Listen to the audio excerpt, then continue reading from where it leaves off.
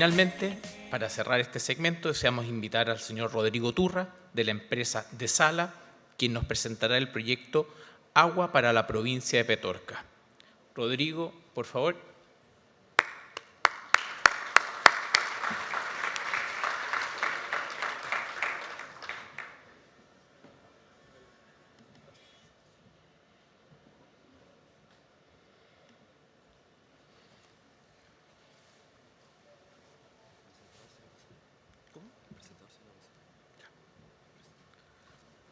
Bueno, primero que nada, muchas gracias por la invitación.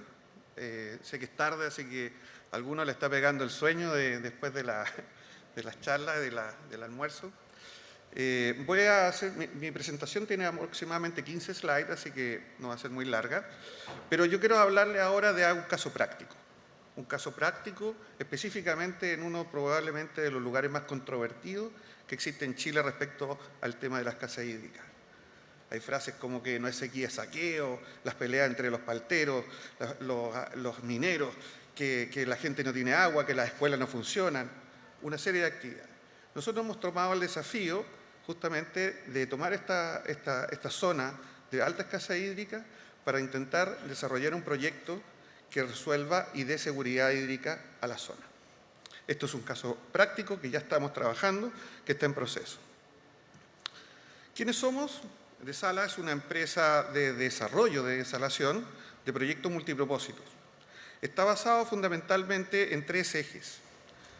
Dar valor económico. ¿Qué significa eso? Que los proyectos son de privados, entre privados y sin subsidio de ningún tipo, sin subsidio del Estado. ¿Qué quiero decir con eso? Que el negocio se resuelve por sí mismo. ¿Se entiende? ¿Bajo qué? Bajo el concepto multipropósito que después lo voy a explicar. El segundo valor tiene que ver con el valor social. Cambiar las vidas, cambiar la forma de resolver los problemas de manera real. No estamos hablando de cambiar agua por agua, estamos hablando de agua nueva, de aportar agua nueva al sistema. Y por último, un tema de valor ambiental. Todos sabemos que si hay una zona que está con escasez hídrica, todo el ecosistema va desapareciendo. Si nosotros sumamos una pequeña cantidad de agua al proceso y seguimos adicionando en forma continua, vamos a darnos cuenta de que podemos resolver un problema ambiental. Vamos a recomponer ambientalmente todo lo que son los suelos y volver otra vez a tener supuestamente las condiciones que teníamos antes de que dejara de existir el agua. Vamos a ir al caso puntual de la zona de Petorca. Si alguien googlea por ahí y dice Petorca, lo primero que va a decir, ¿por qué Petorca no tiene agua? Apretan ahí y van a decir, el río Petorca y el río La Ligua son ríos pluviales. ¿Qué significa eso? Que es la razón por la que en los últimos 25 años no ha habido agua por el río. Porque el río depende 100% de la lluvia. No hay lluvia, no hay agua. Es muy diferente al resto de las zonas del país, donde tenemos cercana a la cordillera de los Andes y tenemos glaciares que puedan soportar eso. En esta zona del país no hay glaciares, es la parte más angosta del país, no tenemos depresión intermedia, tenemos solamente cuencas. Entonces, es la gran diferencia de que este lugar o llueve o nunca más va a volver el agua. No hay hielo que le dé esa como quien dice, gap o esa nueva fuente de agua que se puede acumular. ¿Ok?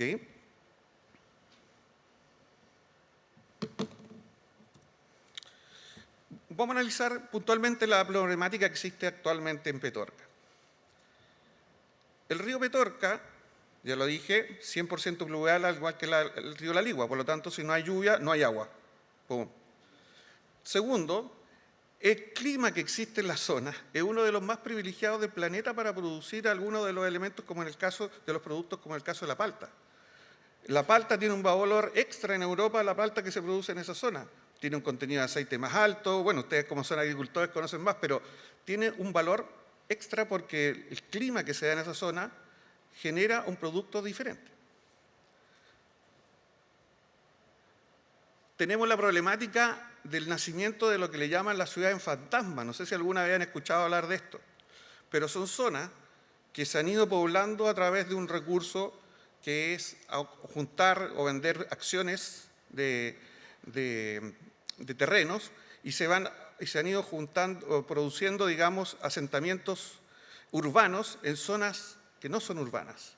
Y aquí tenemos el caso, puse Huaquén, que tiene aproximadamente 10.000 habitantes o 5.000 habitantes ahora, la zona de Longotoma Alto, la zona de Huaquén Bajo, la zona de Los Canelos, se ha llenado de zonas pobladas en zonas urbanas, que no están consideradas en ninguna parte de la estructura de las municipalidades, de los servicios públicos y todos los servicios que debe ofrecer los municipios a toda esta gente. ¿Por qué? Porque están fuera de zona urbana, pero están ya presentes. Por lo tanto, otra de las problemáticas. Nacimiento de ciudades fantasmas. Y por último, y no menos importante, el tema de los camiones de aljibe. Otro gran tema ahí, aquí puse un dato escrito ahí, respecto de cuánto se gasta al año, nos gastamos, porque es plata de todos los chilenos a través de los impuestos, en camiones de aljibe durante el año. Si se fijan, en realidad con eso habríamos construido un par de plantas desaladoras, como dicen, con todo ese dinero. Pero el tema está en que la gente que menos tiene agua, que en el caso sería la población, que es la que compite con la agricultura y con la minería, que tiene más recursos y que por lo tanto tiene la capacidad de obtener el agua antes que los consumidores humanos, llegan a pagar estos precios, entre 2.500 hasta 17.000 pesos por cada 1.000 litros de agua, para apenas subsistir.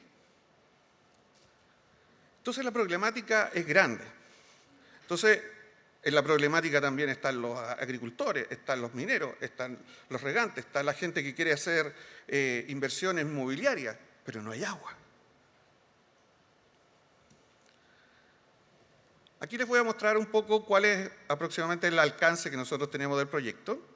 El proyecto intenta aportar agua nueva al sistema, consta de un proceso de desalinización, como lo explicó Waldo muy temprano, con todo su video muy explicativo, un proceso muy parecido a ese, con osmosis inversa, y a menos de 1 kilómetro y a 120 metros sobre el nivel del mar hemos considerado construir un reservorio que tiene una capacidad de 200.000 metros cúbicos, aproximadamente 1 o 2 días de producción de agua, que permitiría entregar casi por gravedad hasta la Ligua. De todas maneras, tenemos una estación de bombeo en esa zona, en el reservorio. Desde ahí hemos diseñado un troncal, le hemos llamado un troncal, que es la línea, una tubería de gran diámetro, 42 pulgadas, que iría por el lecho del río Seco. Iría subterránea, bajo supuestamente la cota máxima de socavación, y iría en el mismo sentido del río, pero río arriba, como dicen. Y río arriba, la idea es que esta infraestructura tenga un sistema de distribución durante el troncal. Aquí les voy a dar algunos aspectos principales del proyecto. Lo que vamos a solicitar es un permiso ambiental para instalar una planta de una capacidad máxima de hasta 1.950 litros por segundo. Vamos a hacer el concepto que planteó Waldo inicialmente de colocar algún sistema que remueva parte del boro, no a todo el agua, sino que nos asegure de que nosotros podamos cumplir la norma 1333 y poder no tener inconvenientes con cultivos como los limones, como el caso que decían que tenía más problema con el boro. El proceso que hemos elegido es un proceso, si bien es cierto, no es el más económico, pero es el que nosotros hemos analizado como el más eficiente desde el punto de vista medioambiental. ¿Por qué? Hemos considerado el uso de una ultrafiltración sumergida que elimina el uso de productos químicos como coagulantes en base a metales pesados, como cloruro férrico, y además de eso, una captación abierta, de manera tal de no tener un intake, un tubo que nos obliga a colocar cloro para evitar la formación de crustáceos. Entonces, la cloración se va a eliminar, solamente va a estar enclaustrada a ciertas zonas y controlada, de manera tal que agua, después de clorar, no la vamos a devolver al mar. Entonces, eso es otra cosa importante. No vamos a devolver ni metales pesados, ni cloro, ni agua después de clorar. Que tiene algunos problemas, ahí lo menciono, con los triclorometanos, con el boro y otros metales pesados. El otro elemento que nosotros hemos considerado aquí es que vamos a tener una estrategia energética. A través del uso de este reservorio que tenemos, vamos a tener la capacidad de poder, por ejemplo, bajar el costo operacional del agua que se entrega a los regantes. ¿Cómo es que hacemos eso? Como durante el día tenemos horario solar, podemos impulsar a alta capacidad durante el día y disminuir la capacidad de entrega durante la noche. Digo capacidad de entrega porque el análisis que nosotros hemos hecho para poder cubrir a todos los espectros, y voy a analizar el modelo multipropósito, es que los regantes cuenten con capacidad de almacenamiento, que entiendo que la mayoría lo tiene, pero en la zona de Petorca específicamente existe eso porque ya por décadas hay problemas de desabastecimiento de agua. Por lo tanto, los regantes ya tienen preinstalados sistemas de almacenamiento. Entonces, nosotros durante el año les llenamos el proceso, su sistema de almacenamiento y durante la periodo estival ellos consumen a alta escala. Si por algún motivo llegase a decir, hoy este año llovió mucho y por lo tanto no necesito el agua, bien, perfecto, el modelo que tenemos permite hacer eso y hace que solamente el regante, como quien dice, pague el seguro. Solamente pague parte del agua porque lógicamente no se produjo, no le va a cobrar el costo operacional ni el costo de impulsión, solamente el costo de amortización.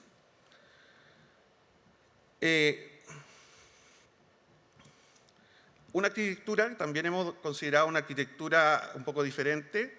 Pueden ver ahí en la parte baja, al final, cómo es que la planta desaladora y todas sus instalaciones se mimetizan con el medio ambiente, de manera tal de que ya no estamos pensando en un galpón industrial para colocar una desaladora, sino que realmente algo que sea armónico con el proceso, armónico con el entorno y que permita realmente elevar el estándar que estamos pensando respecto a las plantas desaladoras. Aquí quiero entrar un poquito en algo importante. ¿Por qué es que este proyecto logra poder entregar agua a los agricultores? Porque ya Waldo dijo, el agua cuesta 1, y algo dólares y quizás puesto en el recinto casi hasta $2. ¿Cómo es que entonces un agricultor puede consumir un agua de $2? Bajo el concepto multipropósito. Aquí se lo explico un poco. Primero tiene que ver mucho con la predisposición de pago. ¿Qué significa eso? ¿Cuánto estoy dispuesto realmente a pagar por el agua? Porque tiene que ver y tiene relación con cuánto beneficio yo recibo por el agua. Y ahí es como, por ejemplo, vemos que, más adelante lo voy a explicar con un ejemplo de los regantes, pero los mineros, espero que no haya muchos mineros aquí, pero los mineros tienen una predisposición de pago más alta. ¿Por qué? Porque logran obtener a cada metro cúbico que se pueda suministrar, incluso hasta $50 por cada metro cúbico. Entonces, ellos sí tienen una predisposición de pago alta. ¿Ok? Y por otro lado, el regante no puede pagar mucha agua porque si no, no da el negocio. Si el agua costara $1, $1.50, no hay negocio. No importa dónde tú lo coloques, el agua así ese precio no da. ¿Se entiende? El segundo elemento es la economía de escala. Un proyecto pequeño para una necesidad pequeña, lógicamente el agua es cara. Si juntamos a todos los regantes, a todos los mineros, a todos los agricultores, a todos los real estate, a todo, la planta resulta más grande y el precio de todo para todos resulta más bajo. El segundo elemento del modelo multipropósito. Tercer elemento, ganar, ganar. Y aquí es donde viene el punto importante. Ganar, ganar significa que todos van a recibir el agua, todos los que están involucrados. Y me refiero a todos, las personas, las industrias y los nuevos desarrollos inmobiliarios. Y este ganar, ganar tiene que ver con qué. Con que como el minero puede pagar un precio alto y el agrícola puede pagar un precio bajo, entonces la mezcla de los dos precios me hace que el negocio todavía flote. ¿Se entendió? Esto es lo que a mí me permite, este modelo multipropósito en el fondo es lo que me permite que yo, el minero, como quien dice, subsidie el precio del resto de los stakeholders del proyecto. El cuarto punto es prioridad sobre las personas. Como tenemos una planta grande y los requerimientos de las personas son bajos, en esta zona, si nosotros decidiéramos el día 1 cumplir con el 100% del requerimiento de todas las personas que están en la zona, según los antecedentes que nos ha entregado la DOH y que nosotros hemos incluido dentro del proyecto, son 120 litros por segundo. La planta que estamos construyendo es casi de 2.000 litros por segundo. O sea, estamos hablando de que ni siquiera representa el 10% de todo el requerimiento. Eso nos hace de que le podamos dar una prioridad a las personas sin mover, como quien dice, sin moverle la aguja al proyecto, sin tocarlo demasiado, porque el porcentaje es pequeño. Por lo tanto, sí puedo dar la prioridad. Y el último elemento, pero no menos importante, que tiene que ver con el futuro y con la inversión que yo puedo hacer, con las certezas respecto de las inversiones desde el punto de vista agrícola que yo puedo realizar, es que yo requiero una seguridad hídrica, y una seguridad hídrica de largo plazo. Aquí estamos hablando para el futuro, por los próximos 30 años resuelto el problema del agua. Resuelto. Un pequeño ejemplo, aquí esto es un tema de España, un ejemplo de España, solamente para que se tenga el antecedente de qué significa, es muy parecido a algo que comentó delante otro expositor respecto al tema de la huella hídrica. Aquí hay varios tipos de cultivos, y si pueden ver la última línea, la que está más a la derecha, respecto a la productividad económica del agua, es cuántos yo le puedo sacar, en euros está esto, dependiendo del tipo de cultivo, a cada metro cúbico de agua. ¿Cuánto yo puedo obtener? Esto es un ejemplo en España. Esto se tiene que hacer un símil acá.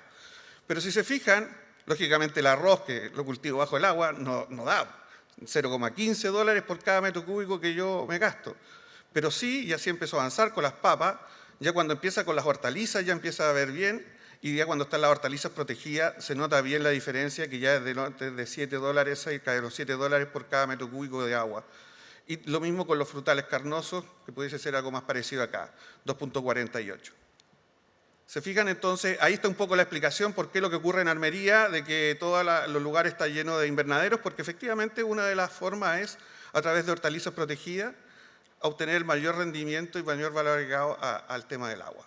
Esto lo digo en forma genérica, no tiene que ver efectivamente con lo que puede ocurrir aquí en Chile, pero es un ejemplo. El modelo multipropósito llevado a nuestro proyecto se reparte así más o menos la torta del agua. La mayoría del agua se la lleva a los mineros. ¿Por qué? Porque al final pagan por todos. Y por eso es que los mineros están... Y lo otro interesante de los mineros es que los mineros, al tener agua desalinizada, inmediatamente todos los que están en operación dejan de usar el agua desalinizada y liberan, como quien dice, de la cuenca esa agua que están sacando en forma continua a altos niveles de producción. También considera, y esto es lo que le da la economía de escala, por eso es que los agricultores son importantes en este modelo, también aportan economía de escala. Hemos considerado 2.000 hectáreas de riego agrícola, de palteros principalmente, con un consumo estimado aproximadamente de 7.500 metros cúbicos por hectárea año. Estamos hablando de una producción de aproximadamente 15 millones de metros cúbicos para abastecer a los regantes de la zona. El resto son los APR y los proyectos inmobiliarios, que hace que finalmente se genere el concepto de seguridad hídrica. Eso es. Muchas gracias.